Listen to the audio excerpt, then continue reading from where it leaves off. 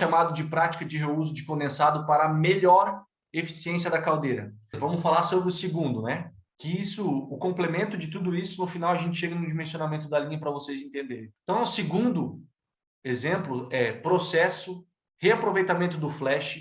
Esse flash volta no processo. Depois desse último aproveitamento fino, vou falar assim, a gente volta então para o tanque de condensado que vai para a caldeira. Quando a gente fala de condensado, a gente fala de energia. Não necessariamente essa energia precisa voltar para a caldeira. Porque eu voltar para a caldeira, eu tenho quase um trocador de calor, que é a linha, as redes de condensado, que fazem parte do aquecimento global, gente. Tu está aquecendo o ar e tu está perdendo energia para o ar, que está ali vento, condições atmosféricas, chuva. Se tu conseguir aproveitar esse condensado no processo, é muito mais vantagem. E eu falo aqui 2 adendos sobre isso.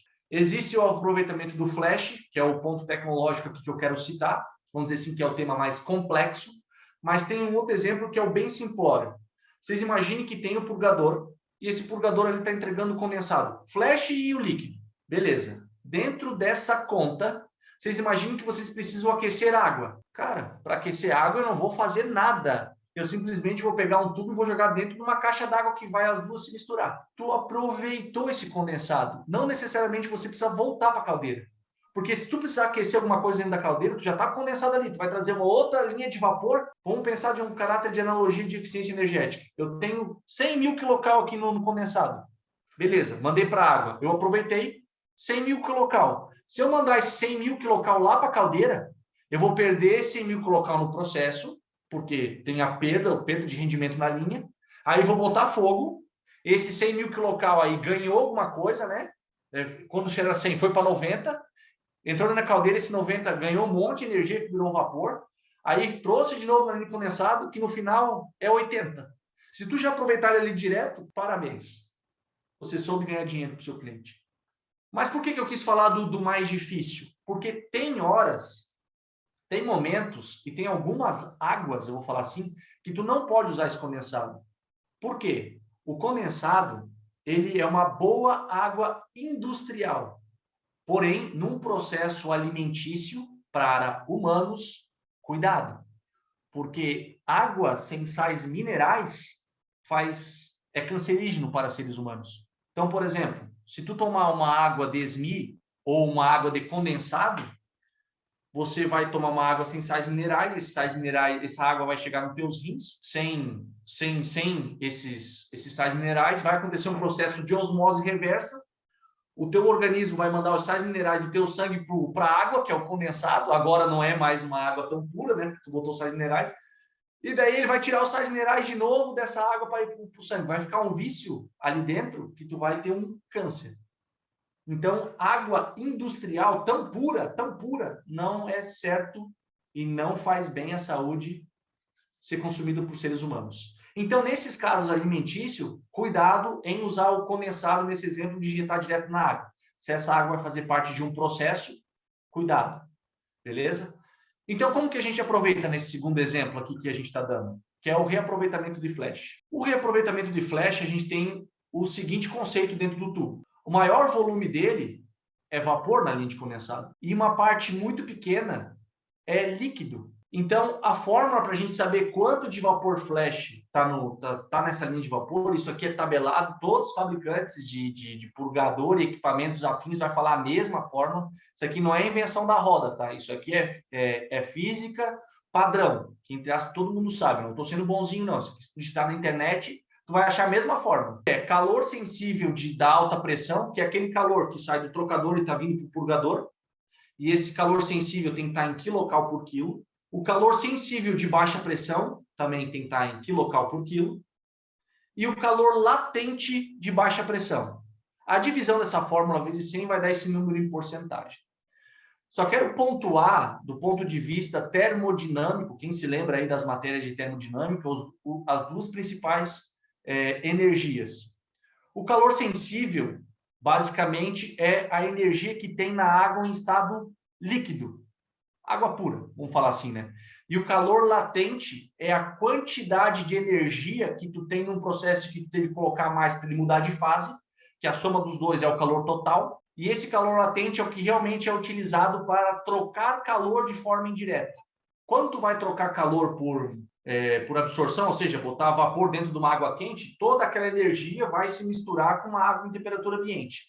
Quando tu vai colocar calor, vapor, no caso, num trocador de calor, o único calor que tu utiliza é o calor latente. O calor sensível, que ele está muito atrelado à temperatura, ele sai lá no purgador. Então, por isso, ele está chegando o calor sensível, que ainda está em estado líquido, lá no purgador, tem o de fora, que ele está segurando, e esse é o calor latente do que é o que realmente se ele fosse vapor. Então, essa continha aqui vai dar o vapor flash.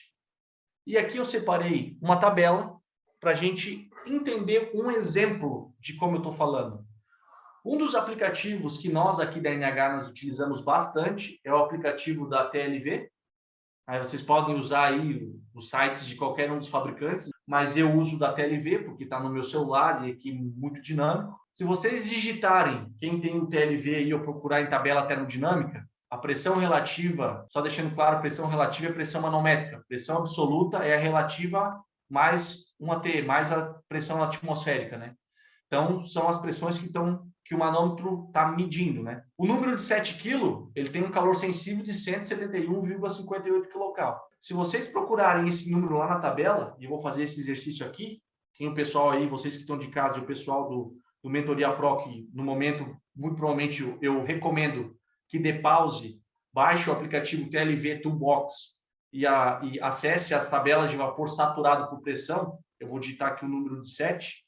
Eu estou chegando num número muito parecido. Primeiro eu vou falar o calor sensível, que é o mesmo, né? 171,58 quilocal por quilo de massa, né? Nesse caso aqui vai ser quilo líquido, né? Eu até tá uma unidade de medida errada ali, quilo líquido. E a temperatura desse fluido vai estar 169,77. Veja que a temperatura da água é muito igual ao calor sensível. Muito igual. Eu, em alguns casos diretos aí de padeiro, eu nem olho a tabela, eu vou direto à temperatura. Padaria mesmo, direto à temperatura. Se eu tivesse aqui num lugar padrão, eu ia falar, quantos quilocal é? 169,77. Na prática, uma conta aí de anotação rápida funciona. Lógico, na engenharia, recomendo que vocês façam a precisão da informação. Então, mesmo esse cara que está saindo aí do condensado, um exemplo que o pós-purgador está 1,5 quilos, é o número aí que o Éder vai defender. Até 1,5 é um número bom. Acima disso, a linha tem problema. Esse é um número padrão aí da galera, que entende que a pressão da linha do condensado não se deve ter acima de 1,5. Eu usei isso aqui para não criar polêmica, mas nós aqui da NH Engine, nós estamos habituados o que tem para se trabalhar do ponto de vista para dar eficiência para o cliente. Se me entregar uma contrapressão de 3, nós vamos dar um jeito de fazer funcionar. Ponto. Então, esse número de 1,5, então, calor sensível 127,68, o calor latente do número de 1,5. Aí é interessante aqui, se a gente sempre tá junto com essas informações, o volume específico do vapor e o volume específico do líquido. Batendo lá naquela continha, recomendo o pessoal aí que está em casa, volte aí na fórmula e faça a continha na mão aí, né? É para fechar um número de 8,4. Aqui só a unidade de medida aqui, ele está em decimal, não está com tanta precisão, mas a diferença aqui seria 91,6, né? Em porcentagem de líquido. Então, veja que em relação à massa, 92% da massa é líquido, beleza? Essa é a conta. Porque se eu tenho vapor flash, o restante é líquido. Só que se nós formos traduzir isso em volume, repare nessas duas diferenças aqui, ó. Na fase líquida, o meu volume específico é muito baixo, quase nada. E o meu volume específico do vapor, ele é bem maior. Em relação de peso específico, isso se inverte, e o número fácil para achar é 1 dividido por qualquer um desses dois números, né? Nesse caso aqui, vou dar um exemplo, né? Na fase líquida, né? Se eu pegar 1 dividido para 0,0106702, vai dar 937,18 quilos por metro cúbico, né? Quilos líquidos por metro cúbico. Reparem na vazão volumétrica desse cara. E isso condiz com esse gráfico, se nós formos entender de área ocupada dentro da minha rede de condensado. Mas o vapor flash, numa hora, ele tem 121,8 metro cúbico, porque ele é aquecido na fase vapor e ele é desse tamanho. E o líquido é quase nada. 121,8 contra 2. Essa condição matemática faz sentido com essa figura? Só que eu estou trazendo aqui de uma linguagem qualitativa para uma linguagem quantitativa. Uma outra coisa que eu quero dividir, vazão mássica. Muito cuidado entre vazão mássica e vazão volumétrica. Isso aqui é... Nesse exemplo que eu separei para vocês aqui, eu estou num processo que eu estou consumindo 2.000 quilos. E se eu tiver 50 processos que usam 2.000 quilos, eu estou falando uma caldeira de 100 toneladas.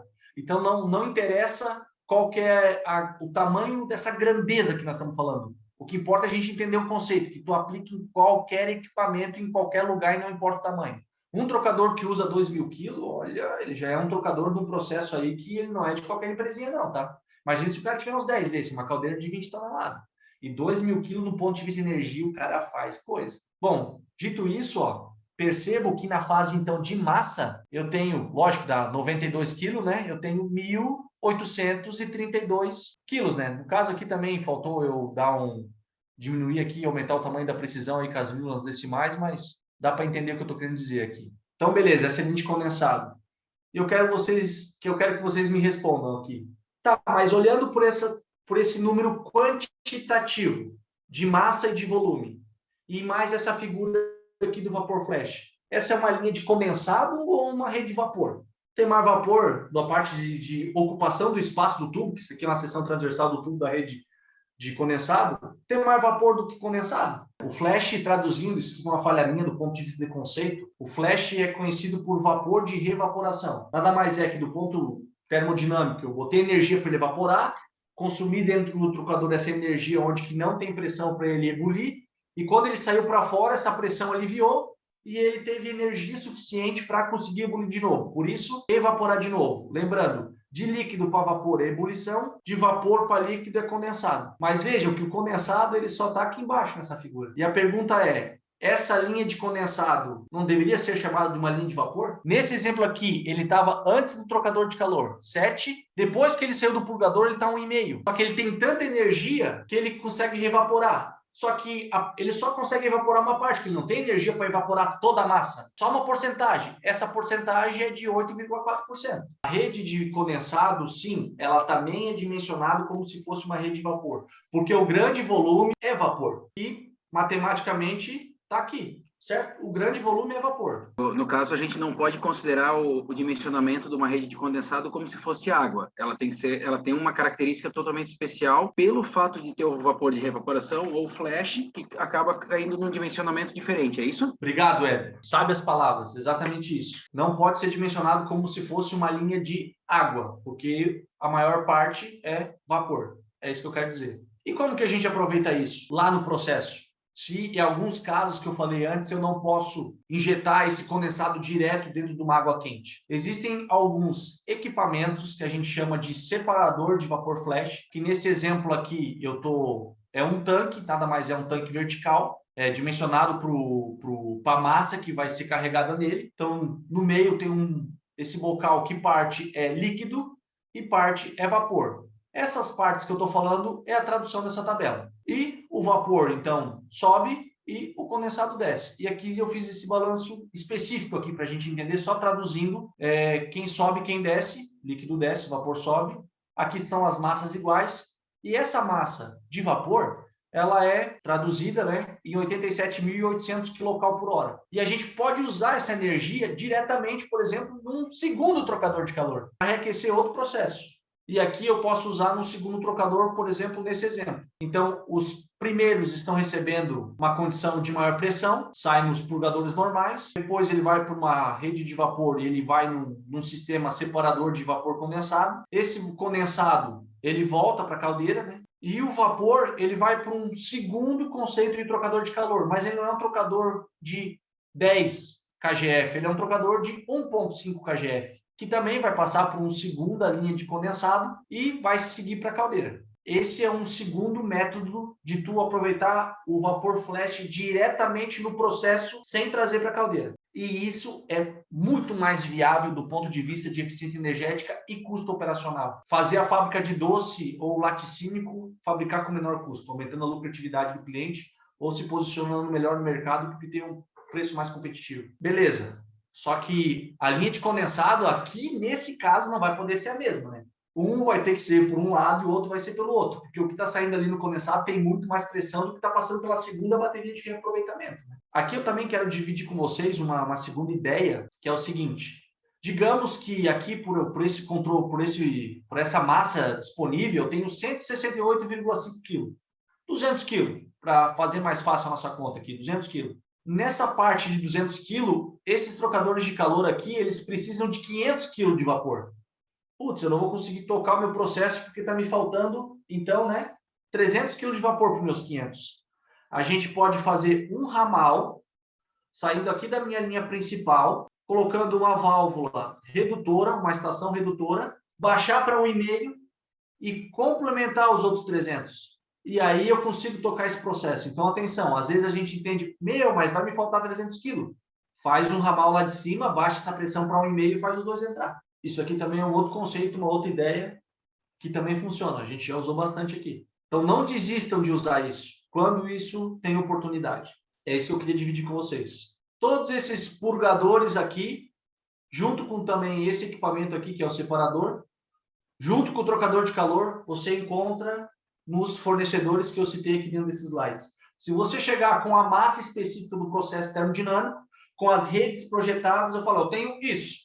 Me especifica um purgador, me especifica um separador de flash, é na tampa.